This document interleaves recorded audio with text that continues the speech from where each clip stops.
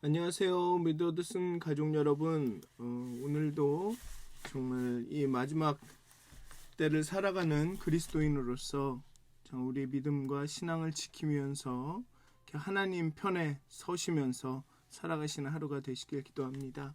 사도신경 하심으로 6월 1일 목요일 새벽 예배를 시작하도록 하겠습니다. 전능하사 천지를 만드신 하나님 아버지를 내가 믿사오며 그 외아들 우리 주 예수 그리스도를 믿사오니 이는 성령으로 잉태하사 동정녀 마리아에게 나시고 본디오 빌라도에게 고난을 받으사 십자가에 못 박혀 죽으시고 장사한 지 사흘 만에 죽은 자 가운데서 다시 살아나시며 하늘에 오르사 전능하신 하나님 우편에 앉아 계시다가 저희로서 산자와 죽은 자를 심판하러 오시리라. 성령을 믿사오며 거룩한 공회와 성도가 서로 교통하는 것과 죄를 사하여 주시는 것과 몸이 다시 사는 것과 영원히 사는 것을 믿사옵나이다. 아멘. 찬송가 384장 3장 함께 찬양하시겠습니다. 찬송가 383장입니다. 눈을 들어 산을 보니 함께 찬양하시겠습니다. 찬송가 383장입니다.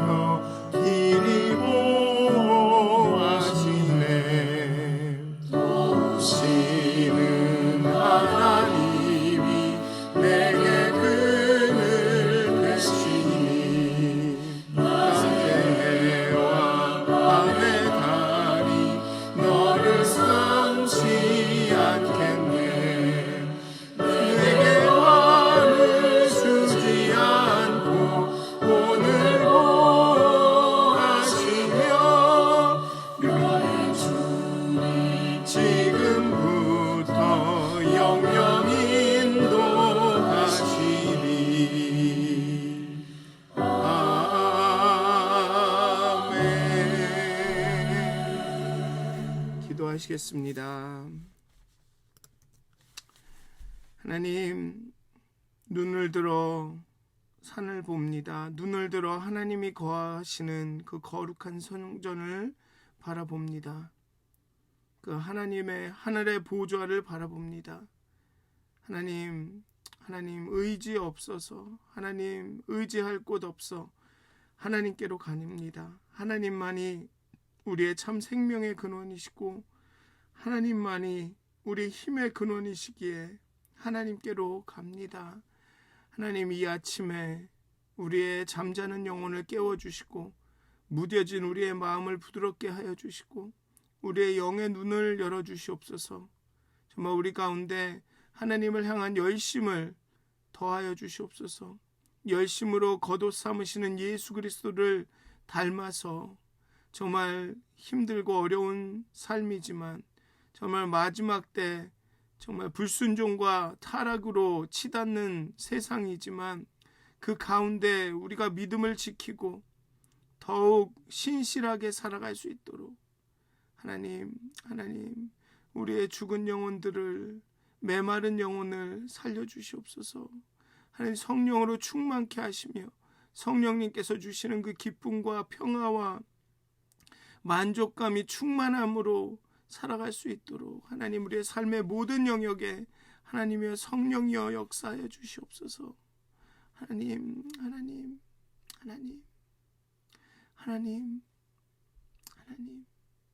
정말 우리가 그렇게 안 하면 잘못될 것 같고 인생이 망가질 것 같아서 성경을 읽고 기도하는 것이 아니라 정말 성경을 읽고 기도하는 가운데 성령님과 만나며 성령님과 함께하는 것이 기뻐서 즐거워서 정말 행복해서 성경을 읽고 말씀을 묵상하게 하여 주시옵소서. 기도하게 하여 주시옵소서. 예배하게 하여 주시옵소서. 하나님, 인생을 행복하기 위해, 행복하게 만들기 위해 우리가 기도하고 말씀 읽는 것이 아니라 행복해서 하나님과 함께하는 것이 너무나 행복해서 말씀 읽고 기도하게 하여 주시옵소서. 감사합니다. 예수님의 이름으로 기도하였습니다. 아멘.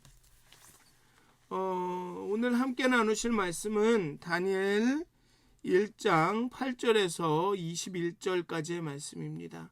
다니엘서 1장 8절에서 21절까지의 말씀입니다. 제가 봉독하도록 하겠습니다. 다니엘서 1장 8절에서 21절까지의 말씀입니다. 제가 봉독하겠습니다. 다니엘은 뜻을 정하여 왕의 음식과 그가 마시는 포도주로 자기를 더럽히지 아니하리라 하고 자기를 더럽히지 아니하도록 환관장에게 구하니 하나님이 다니엘로 하여금 환관장에게 은혜와 긍휼을 얻게 하신지라. 환관장이 다니엘에게 이르되 내가 내 주 왕을 두려워하노라. 그가 너희를 먹을 것과 너희 먹을 것과 너희 마실 것을 지정하셨거늘 너희의 얼굴이 초췌하여 같은 또래의 소년들만 못한 것을 그가 보게 할 것이 무엇이냐. 그렇게 되면 너희 때문에 내 머리가 왕 앞에 위태롭게 되리라 하니라. 환관장이 다니엘과 하나냐와 미사엘과 아사랴를 감독하게 한 자에게 다니엘이 말하되 청하오니 당신의 종들을 열흘 동안 시험하여 채식을 주어 먹게 하고 물을 주어 마시게 한 후에 당신 앞에서 우리의 얼굴과 왕의 음식을 먹은 소년들의 얼굴을 비교하여 보아서 당신이 보는 대로 종들에게 행하소서 하매 그가 그들의 말을 따라 열흘 동안 시험하더니 열흘 후에 그들의 얼굴이 더욱 아름답고 살이 더욱 윤택하여 왕의 음식을 먹는 다른 소년들보다 죄송합니다. 더 좋아 보인지라. 그리하여 감독하는 자가 그들에게 지정된 음식과 마실 포도주를 제하고 채식을 주니라. 하나님이 이 네 소년에게 학문을 주시고 모든 서적을 깨닫게 하시고 지혜를 주셨으니 다니엘은 또 모든 환상과 꿈을 깨달아 알더라.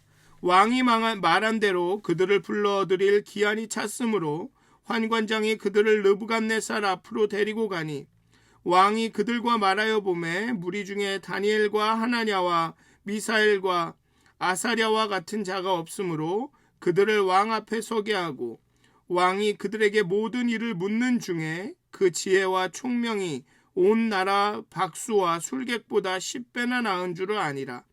다니엘은 고레스 왕 원년까지 있으니라. 아멘.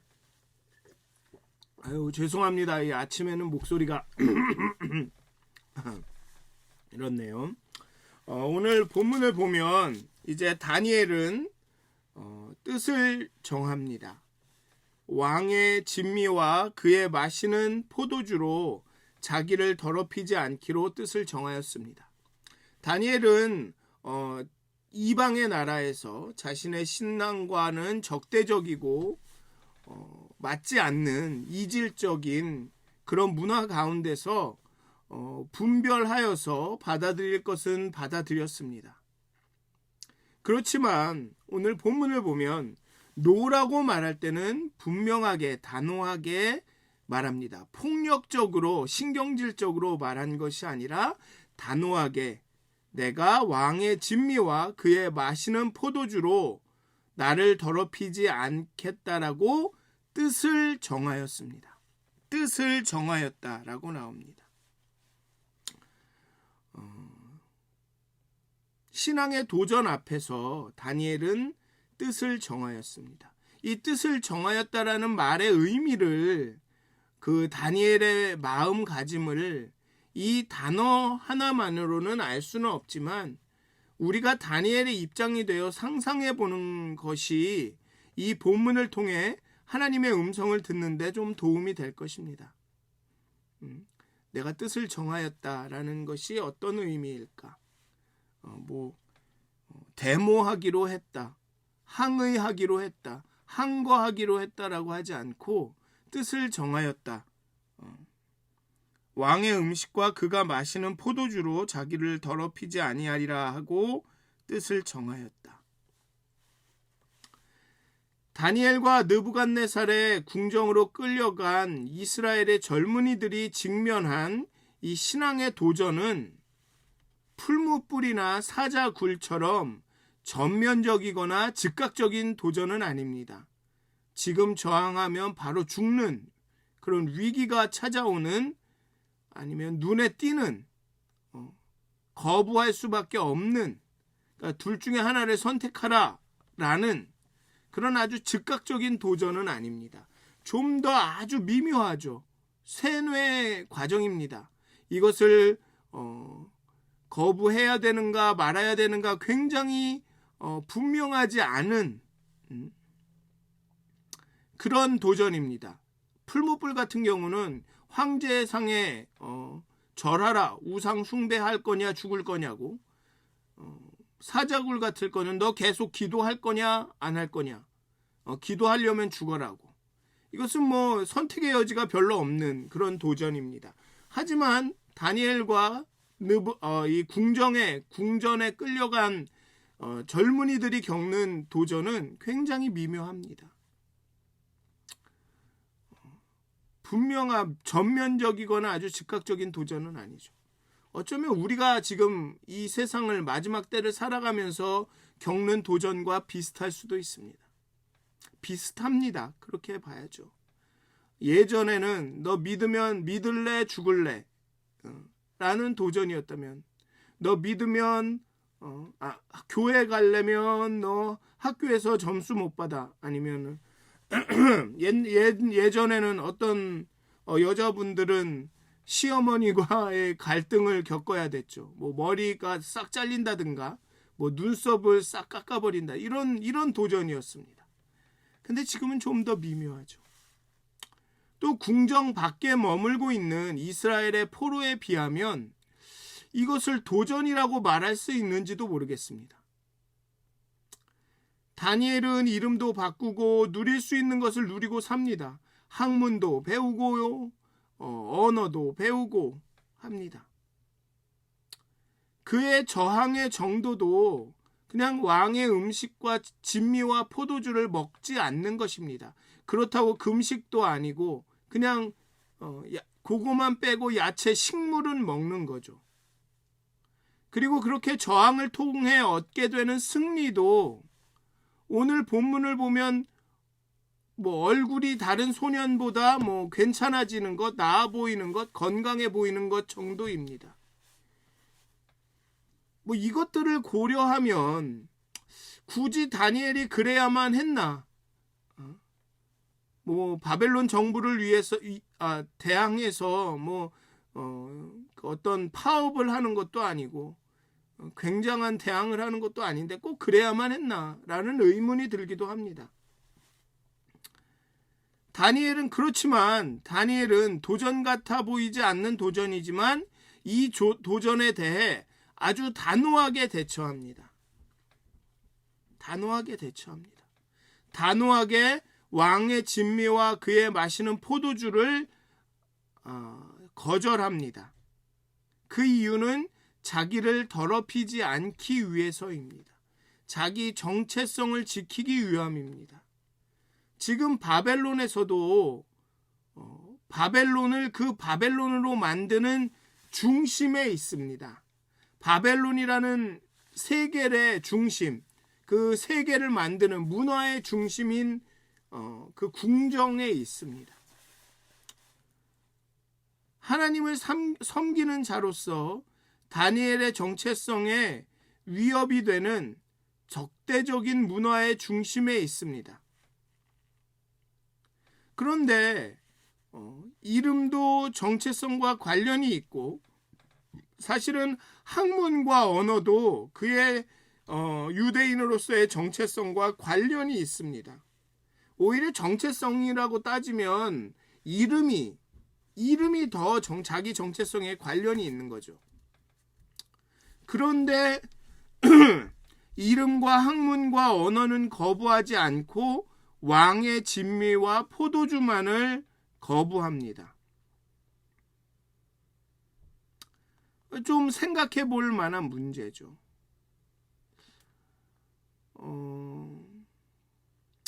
첫째로 우리가 악으로 치닫는 타락해가는 그런 세상을 살아가고 있을지라도 우리가 하나님의 사람인 것을, 하나님이 우리를 다스리시는 분이심을 보여주는 순간이 있어야 한다는 것입니다.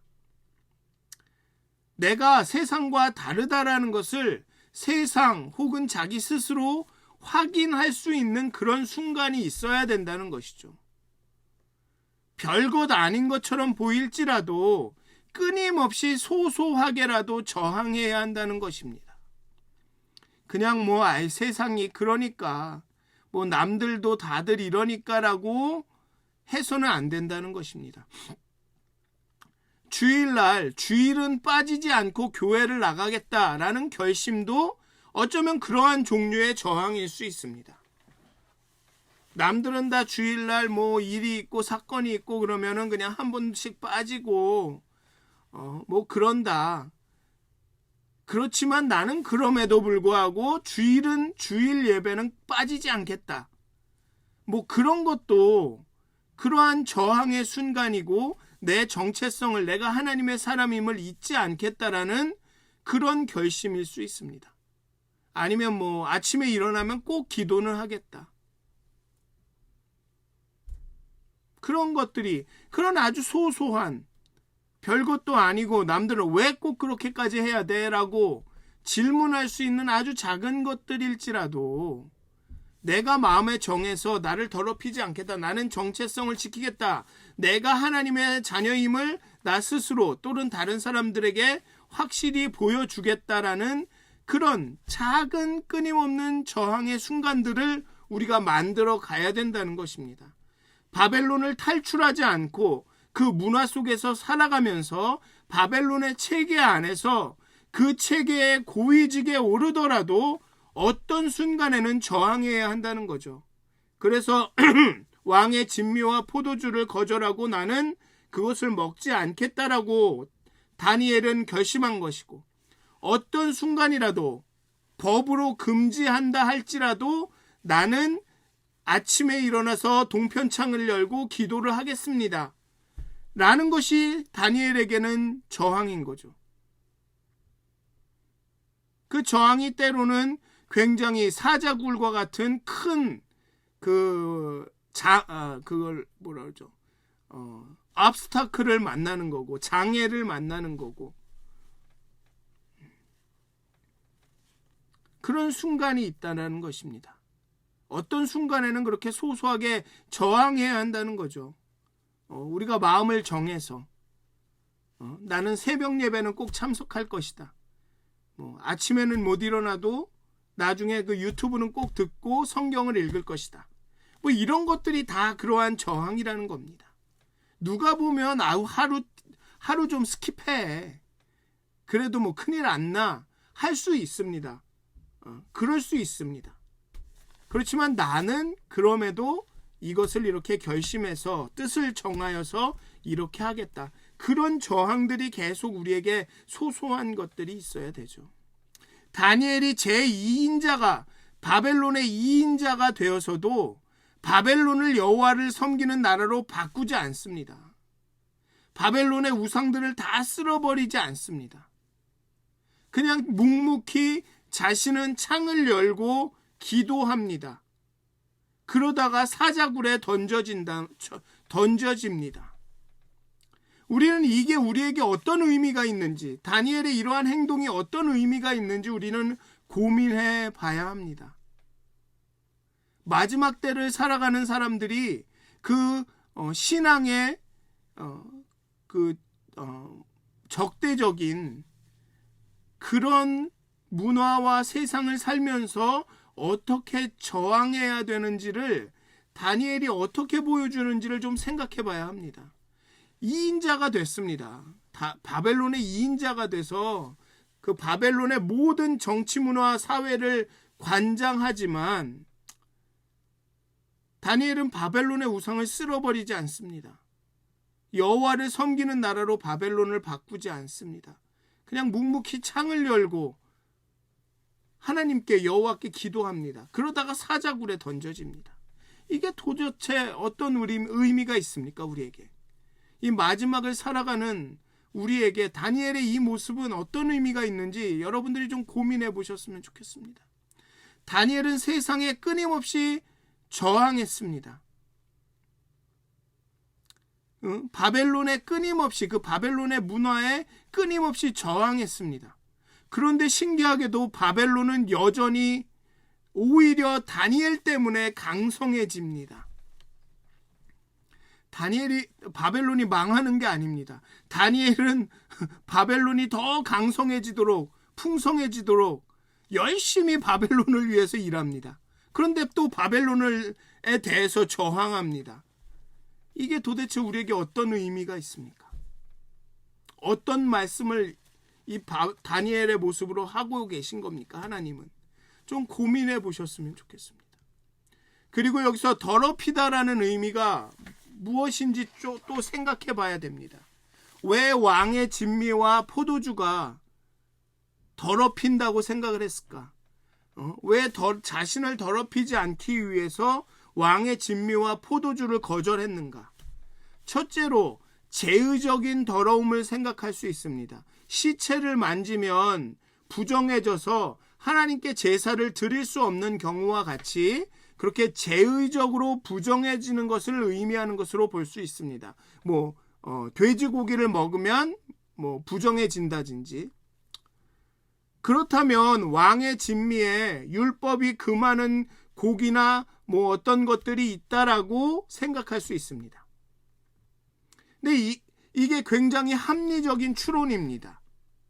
하지만 오늘의 본문만으로는 그 경우인지 확인할 길이 없습니다. 만약에 왕의 진미에 이런 재료가 들어가는데 그것이 율법에서는 금하는 것이다. 그렇게까지 설명을 하지 않더라도 왕의 진미에 이런 음식이 돼지고기가 들어갔다 정도라만 얘기가 됐어도 레위기나 이 신명기에 나오는 그 법률에 따라서 이거는 안 되는 거구나 이렇게 판단을 할 수 있는데 오늘의 본문만으로는 왕의 진미에 율법이 금하는 고기나 식물이 있어서 그것을 먹으면 부정해지기 때문에 나를 더럽히지 않기 위해서 먹지 않았다라고 말하기에는 좀 확인할 길이 없죠. 굉장히 합리적인 추론이지만.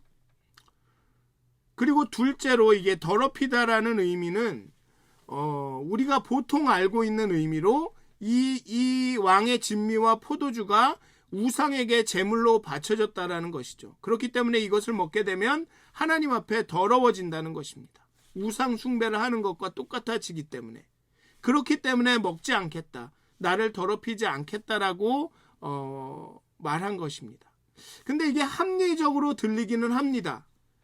그렇다면 뒤에 나오는 식물은 자신이 왕의 진미는 와 포도주는 먹지 않겠지만 내가 그래도 식물은 먹겠다라고 제안을 하는데 그러면 이 식물은 우상에게 제물로 바쳐졌던 것이 아니라는 것을 어떻게 확신할 수 있는가라는 질문이 생깁니다.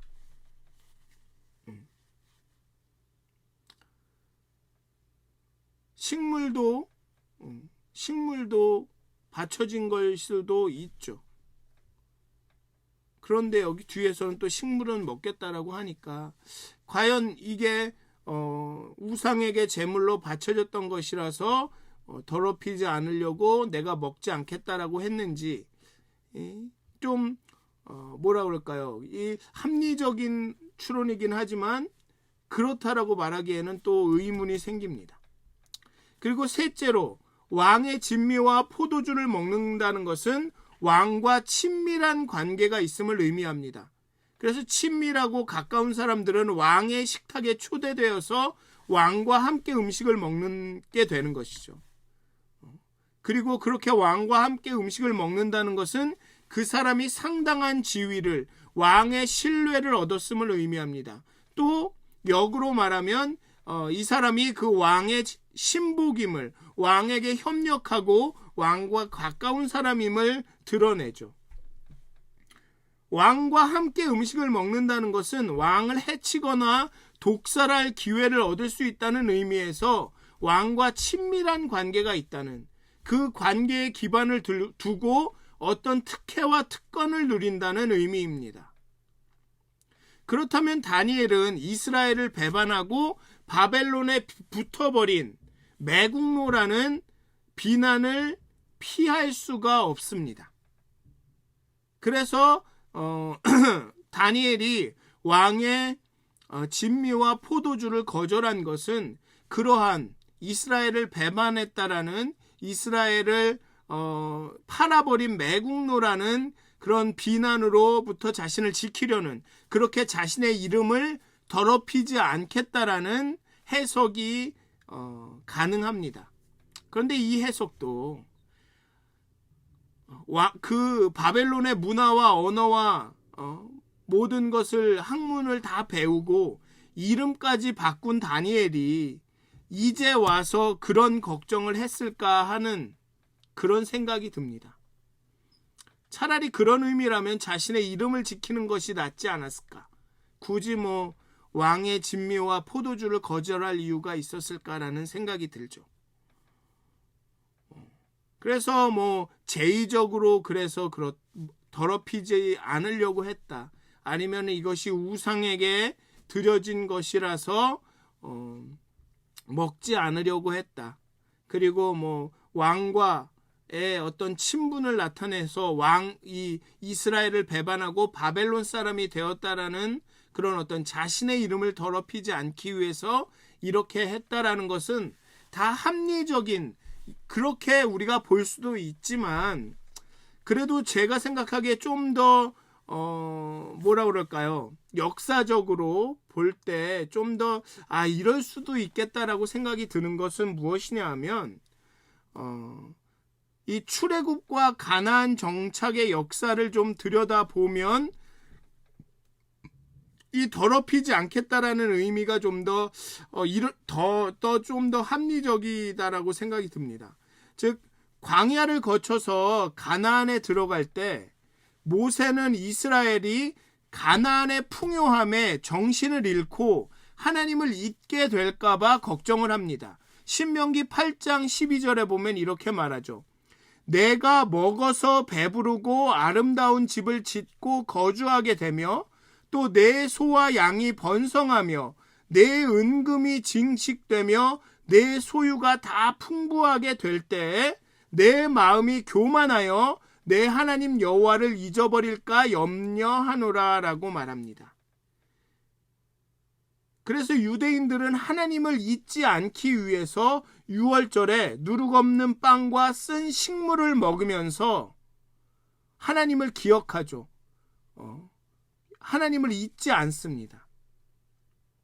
근데 우리도 역사적으로 아시지만, 다 성경을 읽어서 아시지만, 이스라엘은 가나안에 정착해서 그 풍요로움 가운데 하나님을 잊고 우상을 숭배하고 그 가나안 문화에 그냥 스며들게 됩니다. 그 가나안 문화의 영향을 많이 받게 되죠. 그리고 하나님의 자녀로서의 정체성을 잃어가게 됩니다. 그래서 그 이후에 왕들이 여호와의 책망을 받고 재앙을 경험하게 되죠. 인간은 풍부할 때 마음이 교만하여져서 하나님 여호와를 잊게 될 가능성이 커집니다. 특히나 배불렀을 때. 그래서 많은 그런 우리가 쓰는 관용어구가 그런 게 나오죠. 사람이 좀 나태해지고 이러면 제가 배불렀구나. 제가 배부르니까 저렇게, 배부르고 등 따시니까 저러는구나. 이런 말을 많이 합니다. 그러니까 배부름과 나태해짐, 교만하여짐, 여호와를 잊게 될 가능성은 연결되어 있는 거죠. 다니엘의 경우도 다르지 않았을 것입니다. 포로로 왔음에도 불구하고 궁중에 살면서 멋들어지는 이름을 가지고 최강국의 언어와 문화를 배우면서 살게 되면 자신이 유대인인 것은 둘째치고 포로라는 것도 잊을 지경이었을 것입니다. 내가 누구지? 나는 포로로 잡혀왔는데 이러다가 나는 바벨론 사람이구나. 난 바벨론의 그 우상을 섬겨야 되겠구나. 이렇게 될 수도 있습니다. 특히나 이 배부름이라는 이 풍요로움은 그 망각을, 정체성을 잃는 그 속도를 가속화시킬 것입니다. 다니엘은 자신이 누구인지, 이 상황을 다스리고 통치하는 이는 바벨론이 아니라, 바벨론의 느부갓네살이 아니라 하나님임을 스스로에게 각인시킬 필요가 있었던 것입니다. 우리가 금식하는 것도 같은 이유죠. 금식하는 것도 내 생명의 주인이, 나의 삶을 통치하시는 이가 내가 아니라 하나님이라는 것을 표현하는 방법 중에 하나인 거죠. 식물과 물을 먹는 게 건강에 좋아서 다니엘의 얼굴이 아름답고 그 살이 윤택해진 것이 아닙니다. 하나님이 함께 하심을, 하나님이 주인이심을, 나는 하나님의 백성임을 끊임없이 스스로에게 상기시키면서 하나님의 신실한 백성으로 살아가기를 잊지 않았으니 그들의 얼굴이 윤택해지고 그들의 살이 그렇게 빛이 났던 것입니다. 누군가는 이것을 보고 무슨 다니엘 식단, 다니엘의 다이어트 이래서 책을 쓰면서 다니엘처럼 채식을 해야지 건강해진다고 하는데 그게 초점이 아닙니다. 다니엘은 끊임없이 자기가 누구인지, 지금 이 상황을 다스리시는 분은 누구인지를 끊임없이 스스로에게 각인을 했습니다. 남들은 왕의 진미와 포도주를 먹으면서 배부를 때 자신은 식물을 먹으면서 그래 나는 하나님의 백성이다라는 것을 스스로 각인시켰다는 거죠. 다니엘의 저항의 의미는 거기에 있습니다. 그냥 단순히 자신의 신앙에 반대되는 그런 문화를 거절하고 그냥 아니다 하는 데 뜻이 있었던 것이 아니라 자신의 정체성을 지키는 데 뜻이 있었던 것입니다. 내가 이 풍요로움 가운데 하나님을 잊지 않겠다. 내가 누리는 이 편안함과 안락함 가운데 내가 하나님을 잊지 않겠다. 내가 누구인지를 나는 기억하겠다. 거기에 이 저항의 의미가 있었던 것입니다. 하나님이 지금 이 상황의 주인이시다. 하나님이 통치하고 계신다라는 것을 잊지 않겠다라는 것이 다니엘의 마음이었던 것입니다. 식물을 먹으면서 주변의 사람들은 그렇게 맛있고 기름진 왕의 진미와 고기, 해산물들을 막 먹는데 자신은 그냥 그 풀떼기를 먹으면서, 그 쓴 풀을 먹으면서 내가 하나님의 자녀이고 하나님이 다스리시고 하나님이 누구인지를 스스로에게 상기시켰다는 것입니다. 이 다니엘의 소소한 저항은 바로 이러한 의미가 있는 것입니다. 더럽혀진다는 것은 하나님을 잊는 것입니다. 그 풍요 속에서 하나님이 중요해지지 않는 것입니다. 풍요 속에서 하나님을 망각하고 바벨론의 진미와 포도주를 주는 왕을 신으로 섬기는, 우상을 섬기는, 그것이 바로 더럽혀지는 것입니다. 그 우상을, 그 풍요와 그 왕이, 제국이 주는 그 풍요와 편안함과 안락함을 섬기지 않겠다는 나의 탐욕을, 정말 인간은 앉으면 눕고 싶고 누우면 자고 싶고 배고프면 먹고 싶고 먹으면 더 먹고 싶고 맛있는 것을 먹으면 더 맛있는 것을 찾게 되는 그 인간의 탐욕에 빠지지 않겠다는 다니엘의 치열한 저항입니다. 어제 로마서를 이야기하면서도 말씀드렸지만 사람이 자신의 탐욕과 정욕과 유욕에, 음욕에 빠지게 되면 하나님이 주신 그 마음, 생각이 허망해지고 마음이 어두워집니다. 그러지 않겠다라는, 그렇게 하나님을 잊지 않겠다라는 다니엘의 치열한 저항입니다. 쓴 풀을 씹으면서 그래 난 하나님의 자녀야, 하나님이 다스리시지 왕이 아니야 라는 것을 스스로 상기시키는 거죠. 하나님을 잊지 않는 다니엘의 마음이 옳았다라는 것을, 하나님을 잊지 않겠다라는 다니엘의 저항이 옳다라는 것이 이제 성경을 통해 확증이 됩니다. 하나님이 통치하시고 다스리신다라는 다니엘의 믿음이 확증이 되죠. 9절을 보면 하나님이 다니엘로 환관장에게 은혜와 긍휼을 얻게 하신지라. 다니엘이 예쁘게 말해서 다니엘의 결심이 정말로 기특해서 환관장이 허락해 준 게 아닙니다. 하나님이 다니엘로 환관장에게 은혜와 긍휼을 얻게 하신지라. 하나님이 하신 거죠. 그래서 자꾸만 어떤 분들은 왜 다니엘의 이 저항을 다니엘이 결심해서 포도주와 왕의 진미를 먹지 않기로 한 것이 그렇게 대단하지 않게 얘기를 하냐라고 불만을 품으신 분들이 있을 것입니다. 그거 대단한 거 아니냐. 바벨론의 포로로 끌려가서 그거 먹지 않겠다고 환관장에게 말한 게 대단한 게 아니냐라고 저에게 반론을 제시할지도 모릅니다. 하지만 구절을 보면 이래서 다니엘의 저항이 대단한 게 아닙니다. 하나님이 다니엘로 환관장에게 은혜와 긍휼을 얻게 하셨습니다. 그래서 다니엘은 뜻을 정하기만 한 겁니다. 내가 이렇게 하겠다라고 말한 게 아니라 뜻을 정하기만 한 겁니다. 왜냐? 모든 건 다 하나님이 하시는 것이기 때문에, 하나님의 은혜로 되어지는 것이기 때문에 내 마음이 확정만 되면 됩니다. 내가 뜻을 정하기만 하면 됩니다. 그 뜻을 정한 것이 정말로 진심이고 하나님이 보시기에 기뻐하시면 하나님이 다 해주십니다. 다니엘로 환관장에게 은혜와 긍휼을 얻게 하시죠. 11절에 보십시오. 11절에 보면 하나님이 이 네 소년에게 지식을 얻게 하시며 모든 학문과 재주에 명철하게 하신 외에 다니엘은 또 모든 이상과 몽조를 깨달아 알더라. 하나님이 지식을 얻게 하시며 하나님께서 학문과 재주에 명철하게 하신다. 하나님이 하십니다. 하나님의 은혜가 주도하고 있습니다. 하나님이 인도하시고 하나님이 지혜를 주십니다. 하나님 덕에 왕 앞에 서며 모든 박수와 술객보다 그 지혜와 총명이 10배나 낫게 됩니다. 다니엘은 뜻을 정했고 나머지는 다 하나님이 알아서 합니다. 그런데 어떻게 하나님을 잊을 수가 있겠습니까? 바벨론 가운데서도 이렇게 하나님께서 은혜를 베푸시고 바벨론 가운데서도 이렇게 하나님께서 지혜와 지식을 주시고 학문을 명철하게 하시는데 어떻게 하나님을 잊을 수 있습니까? 하나님을 잊으면 그때는 정말로 망하는 겁니다.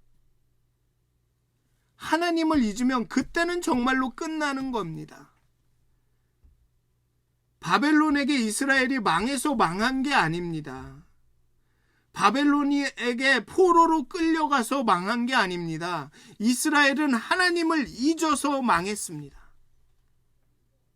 바벨론에서도 통치하시는 왕이신 하나님을 잊었기 때문에 망한 겁니다. 하나님을 잊으면 정말로 망한 겁니다. 다니엘의 이 소소한 저항은, 다니엘이 뜻을 정하는 것은 하나님을 잊지 않겠다라는 아주 치열한 행동입니다. 다니엘이 이 수수한 저항이 의미가 있는 이유가 거기에 있습니다. 언어와 문화는 다 배우고 이름도 바꾸면서 이제 와서 왕의 진미와 포도주는 거절하는 이유가, 그것이 의미 있는 이유가 바로 여기 있습니다. 난 하나님을 잊지 않겠다. 이렇게 풍요롭고 높은 지위 가운데 있지만 난 하나님을 잊지 않겠다. 하나님 외에 다른 것에 그 탐욕에 경배하지 않겠다. 그래서 풀무불에 가는 거고, 나는 하나님을 잊지 않겠다. 하나님께 늘 기도하겠다. 그래서 동편창을 열고 맨날 기도하다가 사자굴에 가는 겁니다. 모든 저항의 의미가 바로 하나님을 잊지 않겠다. 하나님에게 반대하고 하나님께 적대적이고 그렇게 우리를 유혹하는 이 문화 가운데 나는 하나님을 잊지 않겠다. 그 모든 저항의 의미가 거기에 있는 겁니다. 그냥 내가 믿음이 대단한 것을 좀 보여주고 싶어. 그런데 의미가 있는 게 아닙니다. 신앙의 적대적인 바벨론을 전복할 수는 없지만, 완전히 뒤집어 엎을 수는 없지만, 언제든 바벨론을 전복시킬 수 있으며 지금 함께 하시면서 은혜를 베푸시고 지식과 명철을 주셔서 이방의 누구보다도 지혜롭게 하시는 그 하나님을 잊지 않을 수는 있습니다. 우리가 대단한 혁명 전사는 될 수는 없지만 하나님을 잊지 않는 하나님의 신실한 백성, 이렇게 소소하게 저항하면서 사는 소소한 하나님의 백성은 될 수 있습니다. 그리고 하나님을 잊지 않겠다라는 다니엘의 저항의 방식을 보면 너무나도 뭐라 그럴까요? 겸손합니다. 환관장의 두려움과 위험을 이해하고 환관장에게 대안을 제시합니다. 무조건 안 먹겠다고 파업하고 데모하고 왕궁에서 막 탈출하고 도망가고 하는 것이 아닙니다. 하지만 단호하게 나는 왕의 진미와 포도주로 더럽히지 않겠다라는 것을 분명히 합니다. 나는 하나님을 잊지 않겠다. 나는 하나님의 백성입니다를 분명히 합니다. 자신 있게 아주 제시하죠. 열흘 동안 이렇게 해보자. 난 괜찮을 것이다. 라고 말합니다. 저항인데, 굉장히 단호한 저항인데 저항 같아 보이지 않습니다. 너무 젠틀하죠. 그런데 저항입니다. 자신과 확신이 있는 사람들의 저항은 이렇습니다. 내가 분명한 사람들의 저항은 이렇습니다. 그래서 비폭력 저항이 나오는 겁니다. 간디가 비폭력으로 저항할 수 있는 건 확신이 있었기 때문입니다. 자신이 있었기 때문입니다. 자신과 확신이 있는 사람들의 저항은 이러죠. 똥개나 조금만 낙엽이 이렇게 바람에 일어도 짖고 난리지. 사자는 한번 으엉 하면 끝입니다. 사자가 으엉 이러는 거 보셨습니까? 사자는 으엉 하고 끝입니다. 우리의 저항은 그래야 합니다. 세상에 대한 저항은 그래야 합니다. 왜? 왕이신 하나님이 내 편인데 똥개처럼 그럴 필요가 없지 않습니까? 그렇게 이방의 땅에서 신앙의 이질적인 문화에서 다니엘은 그렇게 꾸준히 저항하면서 고레스 왕 원년까지 있습니다. 오늘 마지막 보면 다니엘은 고레스 왕 원년까지 있으니라. 느부갓네살도 죽고 심지어 왕의 악의 도시 바벨론도 사라집니다. 고레스 왕은 이게 여기 표시가 안 돼서 모르실지 그냥 모르신다기보단 그냥 지나가시는데 고레스 왕은 페르시아의 왕입니다. 바벨론의 왕이 아닙니다. 페르시아의 왕입니다. 페르시아가 바벨론을 멸망시키고 그 이스라엘 백성을 예루살렘으로 돌려보낸 그 왕이 고레스 왕입니다. 바벨론도 망하고 느부갓네살도 망하는데 다니엘은 망하지 않습니다. 어떻게 보면 다니엘이 망해야 됩니다. 바벨론은 다니엘의 신앙에 너무나도 적대적이고 이질적인 나라입니다. 문화입니다. 끊임없이 다니엘을 괴롭힙니다. 사자굴에도 집어넣지 않습니까? 그런데 망하는 건 바벨론입니다. 다니엘은 망하지 않고 계속 살아갑니다. 사라지지 않습니다. 왜? 하나님을 기억하니까, 하나님을 잊지 않으니까, 하나님이 함께 하시니까, 하나님의 은혜로. 바벨론은 망해 없어져도 하나님을 기억하는 다니엘은 남습니다. 망하지 않습니다. 사랑하는 믿었은 가족 여러분, 하나님을 잊지 않으면, 하나님을 기억하면서 소소하게 내 삶 가운데서 그런 저항으로 살아가면, 뜻을 정해서 난 하나님 앞에 이것은 꼭 하겠다, 이렇게 하나님을 기억하겠다라고 뜻을 정하면, 그렇게 살아가면 주변의 세상은 다 망해가도 하나님의 백성은 망하지 않습니다. 사랑하는 믿었은 가족 여러분, 오늘 뜻을 정하십시오. 그것이 아무리 소소한 것일지라도. 내가 아침에 일어나서 하나님 감사합니다라고 하루를 시작하겠다. 그 한마디 하고 시작하겠다라는 그런 아주 작은, 누가 보면 왜 그걸 해? 뭐 그걸 굳이 해라고 말할 수도 있을 그 작은 것일지라도 정말 그런 저항, 내가 하나님을 잊지 않겠다. 하나님을 늘 기억하겠다. 내가 누구인지를 잊지 않겠다. 이 세상 문화 가운데 내가 그것만은 지키겠다라는 그 작은 결심을, 마음을, 뜻을 정하십시오. 그럼 하나님이 하실 것입니다. 그리고 그 뜻을 정하여 하나님을 기억하는 사람들은, 그런 하나님의 신실한 백성들은 세상이 망해가는 가운데도 망하지 않습니다. 요한계시록에 보면 그 환난과 어려움이 막 재앙이 임해도 하나님의 신실한 백성들은 환난과 그 모든 어려움을 통과합니다. 믿음과 인내로 통과하죠. 그리고 최후의 승리를 경험합니다. 사랑하는 믿었은 가족 여러분, 뜻을 정하십시오. 하나님을 기억하시고 잊지 마십시오. 그러면 하나님께서 은혜로 여러분들을 인도하십니다. 여러분들을 지키십니다. 그렇게 오늘 하루도 하나님과 함께하는, 하나님의 은혜를 경험하는, 뜻을 정하여 세상과 저항하시는 여러분들이 되시길 주님의 이름으로 축원드립니다. 기도하시겠습니다.